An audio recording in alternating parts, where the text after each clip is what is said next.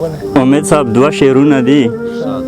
وایي چې د شملو خلک مو په خاورو کې چینجو وخوړل، د شملو خلک مو په خاورو کې چینجو وخوړل، څوک بې قبرونو خړو دشتو او میرو وخوړل. هغه دا نه ګوري په لاس چې ورله څوک وردرومي، ډېر ګزارونه مو مشرانو او بچو وخوړل. غزل د امید صاحب وایي چې په رڼا ورځ تورې تیارې شوې روغه لار نه وینو، په رڼا ورځ تورې تیارې شوې روغه لار نه وینو، په موږ له پاسه راخورې شوې روغه لار نه وینو. چې کله کله سوچ پرې وکړم نو حیران غوندې شم، چې کله کله سوچ پرې وکړم نو حیران غوندې شم، په موږ داسې مرحلې شوې روغه لار نه وینو.